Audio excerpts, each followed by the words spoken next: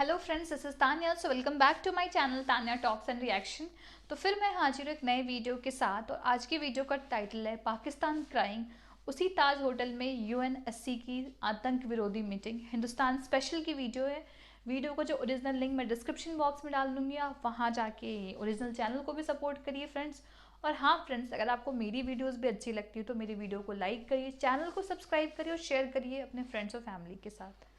तो चलिए friends, complete video को देखते हैं। ये देखते हैं कि कौन से मुझे लगा ताज मुंबई की बात कर रहे हैं, जहाँ पे वो आतंक, वो पता है ना 26/11 वाला जो इवेंट, उसके बारे उस ताज की। वो ताज तो like Taj is now everywhere, but I don't know if they are talking about Taj Mumbai. Let's see, इस वीडियो को देखते हैं, फिर देखने के बाद हम बातें करेंगे। ये 26/11 के हवाले से ये जो यूएन काउंटर टेरर मीट हो रहा है, उसमें आई थिंक उसी होटल के अंदर ये सब जो पाकिस्तान के बारे में एक पूरी दुनिया को प्रेजेंटेशन दी गई कि देखो वहाँ से टेररिज्म एमिनेट हो रहा है। Now I will like to apprise you with the intrigue surrounding Sajid Mir, one of the key perpetrators of Mumbai terror attacks. In this voice clip which you are going to hear, he can be heard directing the assailants at Sabad House.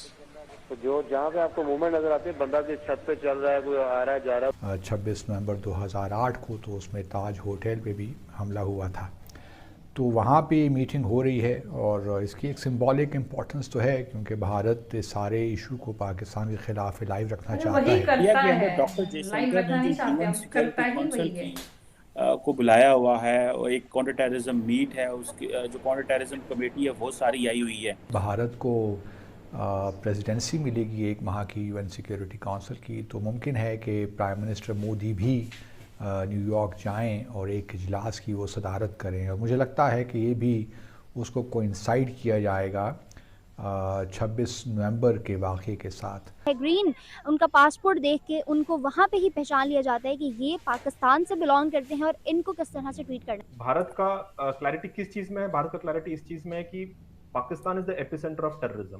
जो terrorism निकलता है वो पाकिस्तान से निकलता है। Clear है। नमस्ते दोस्तों, जय हिंद। हिंदुस्तान स्पेशल में आपका स्वागत है दोस्तों। आतंक का असली चेहरा देख चुके ताज होटल में आतंकवाद के खात्मे को लेकर एक बड़ी बैठक हुई। संयुक्त राष्ट्र सुरक्षा परिषद की आतंकवाद विरोधी समिति की इस बैठक का ताज होटल में होना कई मायनों में अहम है। इस बैठक से पहले सुरक्षा परिषद के सभी देशों के राजदूत 26/11 आतंकी हमले में मारे गए शहीदों की स्मारक पर श्रद्धांजलि अर्पित करने गए।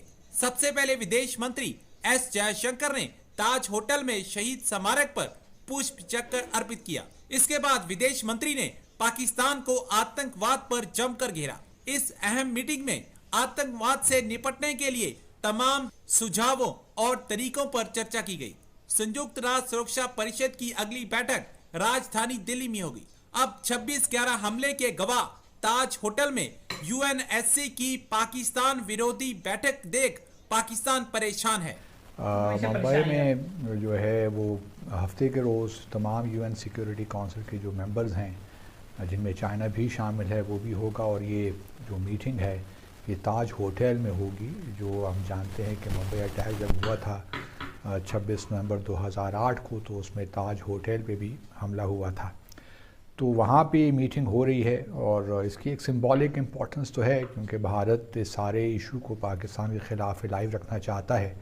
और ये हम सब जानते हैं कि भारत की पॉलिसी क्या है। फिर इस मीटिंग के बाद रीथ लेइंग सेरेमनी भी वहाँ पे होगी। उसके बाद फिर न्यू दिल्ली में हफ्ते के रोज़ एक कॉन्फ्रेंस भी होगी, जिससे भारत के वज़ीर ख़ारजा जो हैं डॉक्टर जयशंकर, वो की नोट एड्रेस करेंगे। उसके बाद ये भी सुनने में आ रहा है कि जब नवंबर में भारत को प्रेसिडेंसी मिलेगी एक माह की यूएन सिक्योरिटी काउंसिल की, तो मुमकिन है कि प्राइम मिनिस्टर मोदी भी न्यूयॉर्क जाएं और एक इजलास की वो सदारत करें। और मुझे लगता है कि ये भी उसको कोइंसाइड किया जाएगा 26 नवंबर के वाक़े के साथ, क्योंकि भारत पिछले कई सालों से इस इशू को लाइव रखा है। और पिछले कुछ 3-4 सालों में उसने कुछ 5-6 नाम भी ऐसे तजवीज़ किए हैं। कम से कम 5 नाम हैं जो पाकिस्तान नेशनल्स हैं, उनको जो टेररिज्म लिस्ट है यूएन उनको डेजिग्नेट करे एज टेररिस्ट। वो चाइना ने बिल्कुल बजात तौर पे उन पे टेक्निकल होल्ड लगाया हुआ है, क्योंकि चाइना का ख्याल यही है कि इन जो 5 अशख़ास जिनके बारे में भारत ये चाहता है कि इनको टेररिस्ट डेजिग्नेट किया जाए, तो उनके बारे में इत्तलात मुकम्मल नहीं है कि वाकई वो दहशतगर्दी के मामलात में मुलव्विस थे कि नहीं थे। हमसे पूछो। अभी मैं देख रहा था कि इंडिया के अंदर एक कॉन्फ्रेंस हो रही है, basically UN counter terror meet, जिसमें जो बेसिकली जो इंडिया का मौक़िफ़ है, the perspective which is coming from that particular conference, कि अभी रिसेंटली आई थिंक जो ये 26/11 के हवाले से ये जो यूएन काउंटर टेरर मीट हो रहा है, उसमें आई थिंक उसी होटल के अंदर ये सब जो पाकिस्तान के बारे में एक पूरी दुनिया को प्रेजेंटेशन दी गई कि देखो वहाँ से टेररिज्म एमिनेट हो रहा है। मैं तो सिर्फ बोलता हूँ कि इंडिया की बिल्कुल क्लैरिटी है इसमें, we have absolute clear that अगर भारत का क्लैरिटी किस चीज में है, भारत का क्लैरिटी इस चीज में है कि Pakistan is the epicentre of terrorism. जो टेररिज्म निकलता है वो पाकिस्तान से निकलता है, और जब तक टेररिज्म वहां से निकलेगा हमारे लिए अपने देश का जो प्रोटेक्शन और सिक्योरिटी पे काफी असर पड़ेगा। आपने जहां तक कहा इंडिया की, मैं सिर्फ आपको याद दिला देता हूँ चीमा साहब कि अगर जो president of the United states of America अगर वो बोलते हैं, Joe Biden, that Pakistan is the most dangerous country in the world, तो हम तो हम तो बोल ही रहे हैं, तब से हम तो बोल ही रहे हैं। अब आप बोलोगे कि जो बाइडेन आल्सो भी हमारे उसमें हो गए, तो president of the United states of America will not से अ स्टेटमेंट ऐसे ही। और साथ में कई बार उन्होंने स्टेटमेंट किया और व्हाइट हाउस ने बोला नहीं, एक्चुअली वो बोलना ये चाह रहे थे लेकिन उनका मतलब ये है, उन्होंने ये भी नहीं बोला या जो बोला है वो बोला है। तो कहने का मतलब है चीमा साहब, मेरे ख्याल से पाकिस्तान को ये समझ में आना चाहिए सही जवाब कि जब तक टेररिज्म वहां से चलता रहेगा, वहां पर भारत का जो पहल है वो रहेगा कि इसको सच को बाहर लाना। जहां तक FATF की बात है, ये बहुत अच्छी चीज थी कि 2018 से लेकर अभी तक पाकिस्तान उसके ग्रे लिस्ट में थी, कई सारे स्टेप्स लिए हैं। और आपको पता है कि अगर टेररिज्म को सर्वाइव करना है तो पैसे की जरूरत पड़ती है, एक फाइनेंशियल जो फंडिंग है वो बहुत बड़ी चीज होती है। अगर आप फंडिंग को कट करोगे तो टेररिज्म का कुछ हद तक आप उसको रोक सकते हैं। तो FATF में जब ग्रे लिस्ट में था तो पाकिस्तान ने कुछ कदम फोर्सफुली उनको लेना पड़ा, ये आप भी मानते हैं, मैं भी मानता हूँ। तो हमारे इंटरेस्ट में ये है, दुनिया के इंटरेस्ट में ये है कि वो कंटिन्यू रहें। आपको ही पता है कि आज की तारीख में भी पाकिस्तान के अंदर कई सारे ग्रुप ऐसे हैं जो बिल्कुल फ्री स्टाइल घूम रहे हैं। तो उनको काबू में करने के लिए एकमात्र जो हमारे पास नॉन लीथल मेथड, बिना हथियार के मेथड, यही है कि फाइनेंशियल जो चीजें हैं उसके अंदर काबू करें। तो हम अपनी तरीके से, मैं मानता हूं कि भारत का जो इंटरेस्ट है इसी में है कि पाकिस्तान को फोर्स करें एक्शन लेने में टेररिस्ट ग्रुप्स पे, और आप माने या ना माने उसमें आप लोगों का भी फायदा है। आप इसको क्या देखते हैं, क्या इंडिया का जो बढ़ता हुआ ग्लोबल क्लाउड है, क्या वो इंटरनेशनल कम्युनिटी को प्रेशराइज कर पाएंगे, या क्या आप समझते हैं कि चीज़ें बहुत बेहतर हैं पाकिस्तान की दुनिया के साथ, और ये वो जो लेबलिंग पाकिस्तान की माजी में होती थी अब वो नहीं होगी? How do you see all this situation sir? माजी मतलब पास्ट नहीं होती रही है। थैंक यू जी जीमा साहब। देखें, ये जो सवाल है इसका इस हिसाब से एक बड़ा कॉम्प्लेक्स जवाब बनता है, लेकिन अगर हम इसको सिंपल जो है ना ब्रेक डाउन करें तो एक चीज़ तो हमें माननी चाहिए कि इंडिया जो है वो टेररिज्म का विक्टिम रहा है, इसमें तो कोई इससे इनकार नहीं कर सकता।